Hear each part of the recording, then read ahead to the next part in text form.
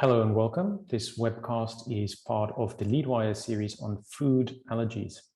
I'm Alistair Freeland, and with me is Professor Yvan Vandenplas. He is the former head of the Department of Pediatrics at the University Hospital Brussels and a consultant there. Professor Vandenplas, many thanks for being here today. My pleasure. Professor, you have published extensively on infant nutrition and also on cow's milk allergies, which is one of the most common food allergies in infants. And if such an allergy occurs, it can lead to gastrointestinal disorders and other conditions. So looking at the published data that is available to us today, what are the key strategies to help prevent allergic diseases in infants? And what role does milk play? Yes, that's a very good question, and the answer is not so simple. I think that regarding prevention, breastfeeding is, of course, the best way how to prevent cow's milk allergy, and exclusive breastfeeding is anyway the best feeding for all infants. However, we have to accept that not every infant can be breastfed. And so cow's milk-based infant formula has been a logic second choice forever.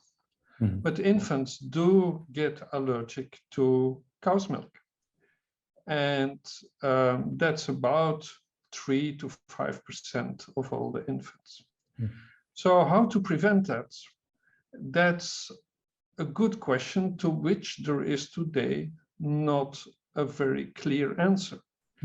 Because what we know from studies on, for instance, peanut, is that not administering the antigen, not giving peanut to a mother who, for instance, gives breastfeeding, and the infant which is breastfed from a mother who is not eating peanut gets more frequently allergic to peanut than the infant of a mother who is breastfeeding who does eat peanut. So the same is probably true for cow's milk. So leaving cow's milk totally out of the diet of that infant will not protect probably that infant for allergic disease.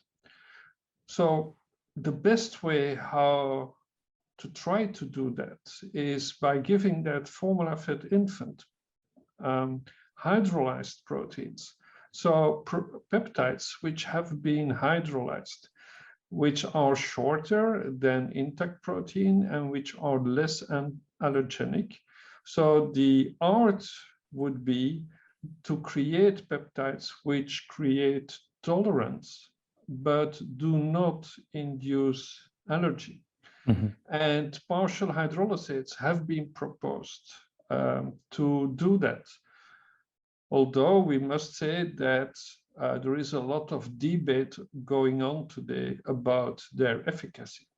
So it's not completely sure if they really prevent cow's milk allergy, although there are a lot of data which suggest they do, at least for some of the formulas which have been tested. But on the other side, there has been never a study which suggested that the outcome was worse. So I think today the best way to prevent cow's milk allergy for a breastfed infant is let the mother absolutely drink and eat cow's milk protein as much as she likes to do. And for the formula-fed infant, to give that formula-fed infant partial hydrolysates, which has been tested, because it's maybe of benefit and it's certainly not harming that baby. In your research, you also discuss nutrition and allergy prevention during pregnancy. So can you tell us a bit more about the key findings? So what can potentially be done during pregnancy to increase the chances of preventing allergic diseases in infants? Yeah, well, there the answer seems to be simple. Do nothing special, except to avoid those things to which the mother herself is allergic, but otherwise an as diversified, as normal, diverse dietary intake as possible is the best way how to prevent allergy. You also talk about omega-3, vitamin D, and also you look at pre and probiotics. Can you just say a bit more on that? You say have a normal, healthy, balanced diet. Is there anything with regards to those either supplements or other parts that are to be looked at potentially or considered? Yeah. But what we said in that paper to which you're referring to is the administration of omega-3 or prebiotics or probiotics or vitamin D to formula-fed infants mainly. And with the exception of vitamin D, where there is some debate if very high amounts might have a negative effect. So for vitamin D, the recommendation is to give to the infant absolutely the dosage of vitamin D, which is recommended in the given country. Here in Belgium, it's 400 units, sorry, a day up to the age of 5 years, but not specially give higher amounts of vitamin D than the ones recommended. And then for the omega-3, prebiotics, probiotics, I think the discussion is the same as for the hydrolyzed protein. Some studies show benefits, other studies do not show benefits. So if you look at it from the point of view, is there proven efficacy, is there proven benefit if you administer these as supplements, then the answer is no. On the other side, you may as well say, well, half of the studies show some benefit, no study shows harm, so why not give it? Because maybe it helps, maybe it does not help, but it never will harm that infant. So there's clearly more research probably needed to find conclusive answers there. And then when it does come to preventing allergic diseases in infants, and there's a big cost to allergy and on the healthcare system as well from allergies.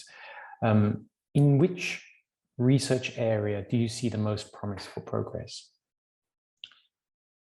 Well, there is indeed a lot of research that has to be done, well randomized, controlled trials with a long-term follow-up, and that is what makes these studies very difficult to do and very expensive to do, because the allergic disease may appear only after several years, so you really need long-term follow-up. And then the other difficulty in real life is that there are so many confounding variables, which means that such as pollution, for instance, environment, they all influence the risk to develop allergic disease.